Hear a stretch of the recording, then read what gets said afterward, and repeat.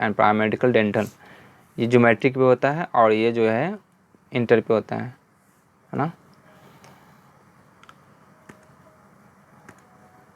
ये सिलेबस आपका है, सिलेबस देख लीजिए। अभी पूरा ऑल सिलेबस मैं बता दूंगा। यहाँ पे अभी भौतिक विज्ञान चला रहे हैं और जीव विज्ञान का 2-4 क्वेश्चन दे रहे हैं और इंग्लिश का भी सिनोनिम्स चला रहे हैं, ठीक है। क्योंकि प्रत्येक क्वेश्चन का मार्किंग जो है 5 मार्क्स का होता है और प्रत्येक क्वेश्चन आपके लिए महत्वपूर्ण है, इसलिए जो है आराम से चलेंगे, ठीक है। तो ये सब चीज़ें आप फिर से आप देखिए, पढ़ने का मतलब होता है कि आप नोट्स बना लीजिए और उसको डेली रिवाइज कीजिएगा, ठीक है। जो ये भी इंपॉर्टेंट बातें जो मैं यहाँ पे बता देता हूँ उसको आप नोट्स बना लीजिए और नोट्स बनाने के बाद जो है उसको डेली रिवाइज कीजिए, ऑटोमेटिकली सब कंप्लीट हो जाएगा। और प्रैक्टिस कीजिए घर पे, ठीक है। सब देख लीजिएगा, सब हो चुका है यहाँ पे, है ना। यहाँ पे मैं वायरस द्वारा उत्पन्न होने वाला रोग बताया था, जैसे स्मॉल पॉक्स के बारे में बताया था, है ना। और चिकन पॉक्स के बारे में बताया था, वेरियोला वायरस होता है। जुकाम के लिए राइनो वायरस होता है ना। इन्फ्लुएंजा के लिए आर्थोमीजे वायरस होता है और रूबिएला के लिए होता है पैरामिक्सो वायरस होता है। मम्स के लिए इन तीनों को तो याद करने की जरूरत नहीं है। मम्स हो गया, पोलियो हो गया, रेबीज हो गया। ये रेबीज जो है तो कुत्ते के काटने से होता है, ठीक है। ये बातें ध्यान रखना है। और एड्स का जो है HTLP3 है ना, वायरस हो गया। और HIV का मैंने बताया था ह्यूमन इम्यूनो वायरसेस होता है। और एड्स का जो फुल फॉर्म होता है एक्वायर्ड इम्यूनो डिफिशियंसी सिंड्रोम होता है, ठीक है। टाइफस के बारे में बताया था, रिक्टेशिया। और सिफिलिस बताया था जो कि सेक्सुअल डिजीज है, ट्रेपोनेमा पैलिडम। और एक फैदम बराबर 6 फीट, ये सब आप देख लीजिएगा, एक बार फिर से रिवाइज कर लीजिएगा, है ना।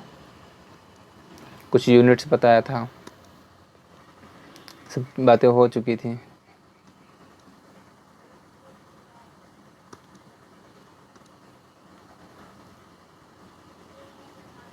फिर बैक्टीरिया से होने वाला रोग के बारे में बताया था कि डिप्थीरिया जो है कोरोनी बैक्टीरियम डिप्थीरी के द्वारा होता है। निमोनिया जो है डिप्लोकोकस न्यूमोनिक माइक्रोबैक्टीरियम है, उसके द्वारा होता है। क्षय रोग जो है ट्यूबरकुलोसिस के द्वारा होता है। और क्षय रोग ट्यूबरकुलोसिस ही इसको बोलते हैं, ट्यूबरकुलोसिस, ठीक है।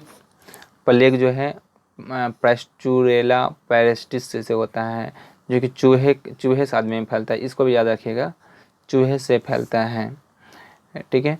और टिटनेस जो है क्लोस्ट्रीडियम टेटनई होता है। जीवाणु मिट्टी में रहते हैं तथा घाव एवं कटे स्थान पर शरीर में प्रवेश करते हैं, ठीक है। ये बातें भी ध्यान में रखिएगा, मिट्टी में पाया जाता है। टाइफाइड मैंने बताया था, काफ़ी इंपॉर्टेंट है, या अभी भी आई भी है typhoid. Salmonella Typhi, cholera Vibrio cholerae जो कॉमा से बैक्टीरिया होता है, ठीक है। कुकुर खांसी नीमोफिलस पर्ट्यूसिस, कुष्ठ माइक्रोबैक्टीरियम लैप्रिसी, है ना, लैप्री गोनोरिया, है ना, नाइसेरिया गोनोरिया, है ना। ये भी जो है सेक्सुअल डिजीज है, गोनोरिया। उसके बाद भी कुछ वर्ड मीनिंग बताया था मैंने। अबेंडन का मतलब होता है त्याग देना, है ना। तो डिसकंटिन्यू, है ना, डिसकंटिन्यू में कोई काम अगर चल रहा है तो उसको क्या करते हैं, छोड़ देते हैं, है ना, त्याग देते हैं। उसके क्या हो गया, अबेंडन का सिनोनिम हो जाएगा डिसकंटिन्यू, है ना। देखिए गाढ़ा होना, कंडेंस मतलब क्या होता है, गाढ़ा होना। कोएगुलेट मतलब थिकन मतलब, डीपेन मतलब, कॉन्सेंट्रेट मतलब, इसका मतलब होता है गाढ़ा होना। इंक्रीज मतलब होता है बढ़ाना, एम्पलीफाई मतलब बढ़ाना, मैग्नीफाई मतलब भी बनाता है, रेज, इलोंगेट, प्रोलॉन्ग, इन सब का मतलब होता है बढ़ाना होता है, ठीक है। और वृद्धि करना, प्रोमोट, मैग्नीफाई, वही हो गया। बच जाना, deviate, back out of, scrap through, liven up, depart and remain, मतलब क्या होता है बच जाना। इसको भी मैं याद कर लिया, रिमेन एंड डिपार्ट, बच जाना, ठीक है। पीछा करना, इंस्यू, चेज, है ना। लक्ष्य रखना, मीन्ड एंड परस्यू, परस्यू का मतलब होता है पीछा करना भी होता है और लक्ष्य रखना भी होता है, ठीक है। अबेंडनमेंट मतलब क्या होता है, संन्यास होता है। एन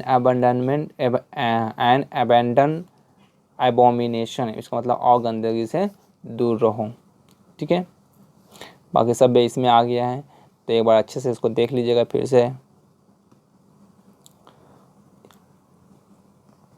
यहाँ से स्टार्ट करते हैं क्लास। ठीक है, एक एंगस्ट्रम का मान जो है 10⁻⁻10 मीटर के बराबर होता है, या एक एंगस्ट्रम दिया हुआ है, इसको लिख देंगे 1/10⁻10 मीटर, है ना, पहले बताया जा चुका है। हाइड्रोजन परमाणु का व्यास कितना होता है? 1 एंगस्ट्रम होता है। लाल रक्त कणिकाओं का व्यास कितना होता है? 10 माइक्रोन होता है। ठीक है, किसी तारे की दूरी 4.3 × 10⁻16 मीटर हो तो इसे लगभग कितना मानते हैं? 4 प्रकाश वर्ष के बराबर मानते हैं। ठीक है, 1 किलोग्राम द्रव्यमान कार्बन है, कार्बन 12, कार्बन का द्रव्यमान 12 होता है, वो वाला 12 और 14, तो ये 12 वाला, तो परमाणुओं के द्रव्यमान की तुल्य होगा, कितना होगा? 5, इसको जनरली याद रखिएगा, 5 × 10⁻25 परमाणुओं के द्रव्यमान के तुल्य होगा।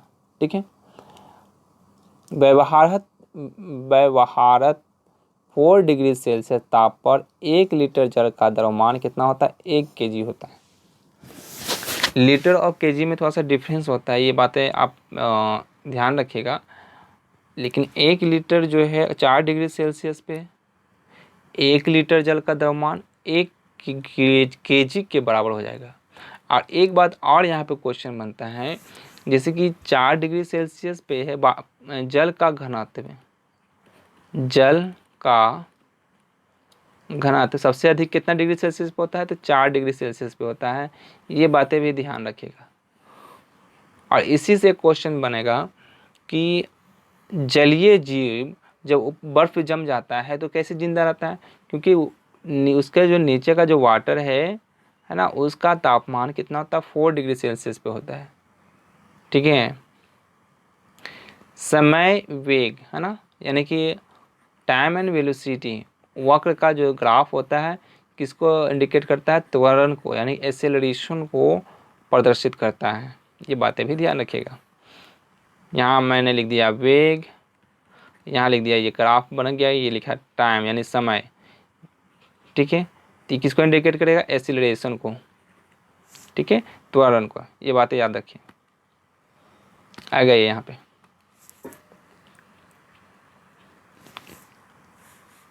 समय वेग, है ना, ये वेग हो गया और ये समय हो गया, द्वारा घिरा हुआ क्षेत्रफल, जो इसके द्वारा जो घिरा हुआ क्षेत्रफल है वस्तु के विस्थापन को प्रदर्शित करता है। किसके प्रदर्शित करता है?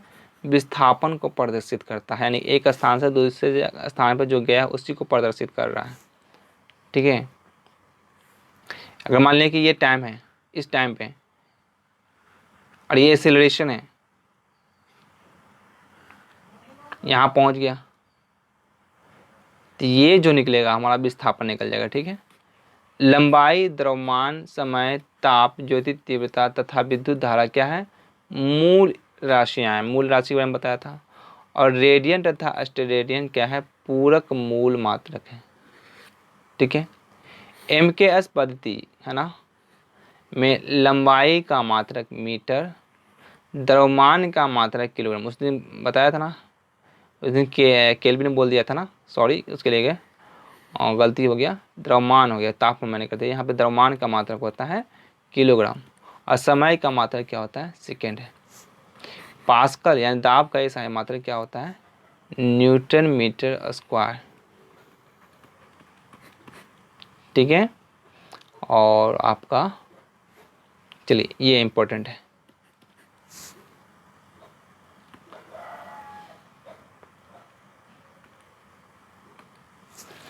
गति, हम जानते हैं गति किसे कहते हैं?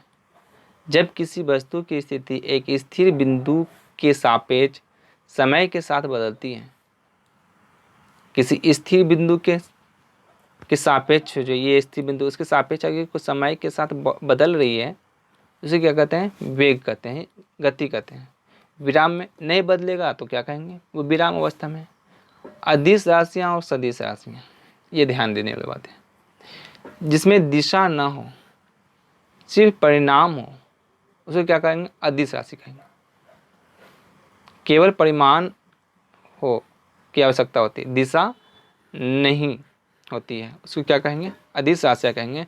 जैसे ताप, घनत्व, चाल, ये याद रखिएगा। ये सब क्या है, ताप हो गया, घनत्व हो गया और चाल क्या हो गया, अदिश राशियाँ है। यहाँ पे एग्जाम्पल में यहीं से क्वेश्चन बनेगा आपका, ठीक है। सदिश राशियाँ जिनके दिशा भी हो और परिमाण भी हो, है ना, परिमाण भी हो और दिशा हो, दोनों हो, है ना, उसको क्या कहेंगे, सदिश राशियाँ कहेंगे। जैसे वेग, त्वरण, बल, ये हो गया वीवीआई और ये भी वीवीआई, और यहाँ पे ये याद करेंगे और ये याद करेंगे, ठीक है। इतना बातें ध्यान में रखनी है।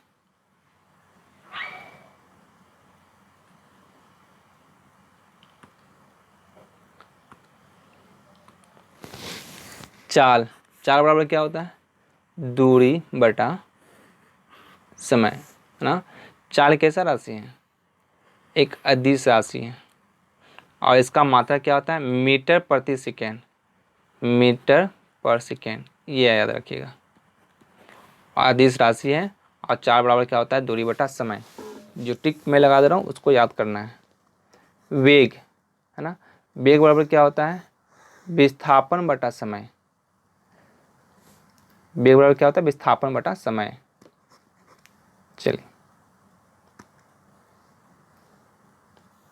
विस्थापन जानते हैं किसको कहते हैं आप लोग।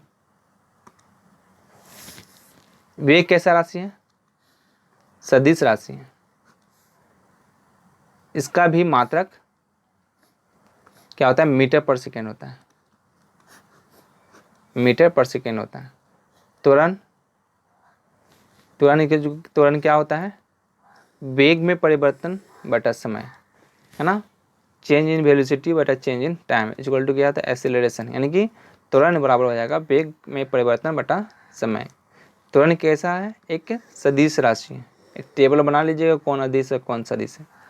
इसका मात्रक क्या होता है, मीटर प्रति सेकेंड स्क्वायर, मीटर प्रति सेकेंड स्क्वायर। क्वेश्चन यहीं से बनेगा, ठीक है। जहाँ जो मैं टिक लगा दे रहा हूँ वहीं से क्वेश्चन आएगा। मंदन, यह ऋणात्मक त्वरण होता है ना, अर्थात प्रति सेकेंड वेग में होने वाली कमी को क्या कहते हैं, मंदन कहते हैं। डी एसेलरेशन, है ना। एसेलरेशन का आप त्वरण का मतलब समझ लीजिए, जैसे बाइक चला रहे हैं, बाइक का जो एसेलेटर होता है वही हो गया, ठीक है, त्वरण।